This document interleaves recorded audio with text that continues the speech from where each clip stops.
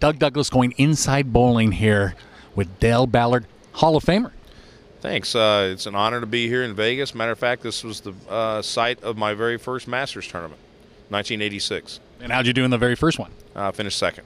Okay, hey, that's not bad. That's not bad. Now, first of all, we're in Cashman Center, and look at the transformation. I don't know if you've ever been here before. I have for many things. But, I mean, this looks like it's been a bowling alley for years.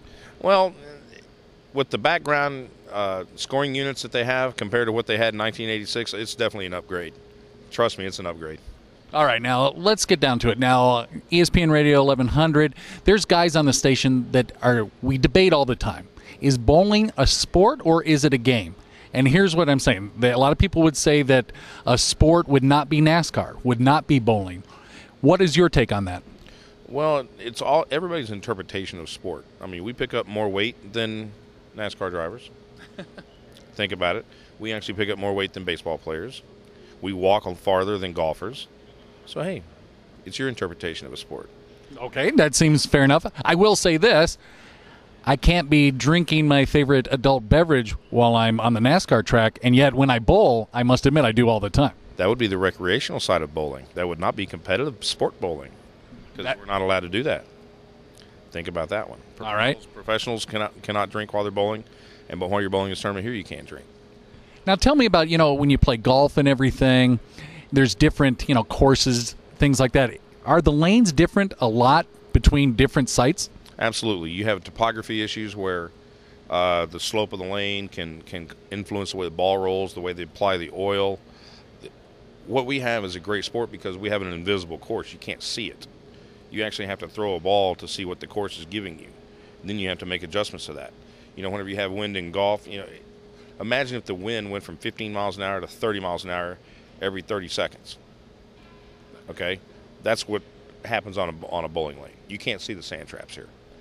Now, I sometimes on TV I see the bowling where they're doing it outside, like in Hawaii and all that kind of stuff.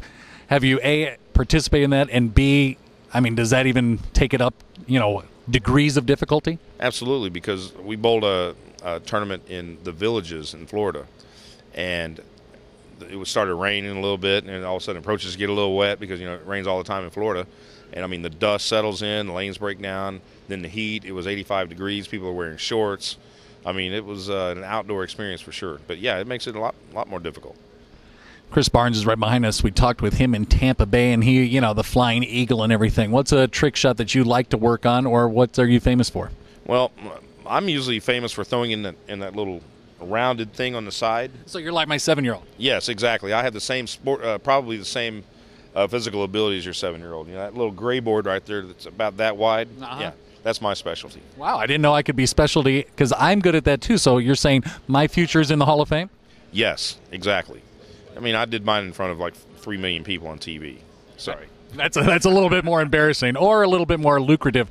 What are some of the cities that, and I know we don't want to beg any cities because this will be up, all over the world and everybody can see it.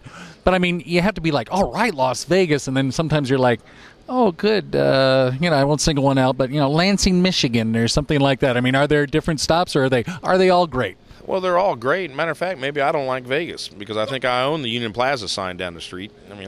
I've been here probably 25 years, and, I own at least a couple signs on the Strip down there. I understand. What is your game of choice in gambling that you like to lose at the most? All. Craps? Craps, blackjack, anything I can lose at I'm a fan of. Sportsbook, everything. You don't split tens, do you? Absolutely not. All right. Okay, in my book. All right. Give us a prediction of where bowling will be in 2015.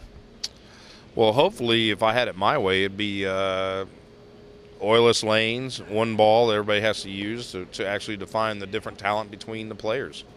Whenever you have all these different tools and everything that you can use, how do you find out who has the most talent? It's about who matches up the right equipment with what they're trying to do. What if everybody just had one ball and one oil pattern and whoever's the best is the best? That brings up something that just came down recently about, A-Rod and steroids and things like that. Do you think, that would help in bowling? Or do you think that is there even testing for that right now? There's not testing right now, but I wish there'd be drug testing, all kinds of different drug tests, going on in the PBA because, you need a level playing field and, some people can use chemicals to give themselves an advantage. You never know. It'd be interesting to find out. I would think basically for healing and things like that. Because I know after I bowl, right there's pain there. Well, you did mention, adult beverages. That could be medicinal purposes too.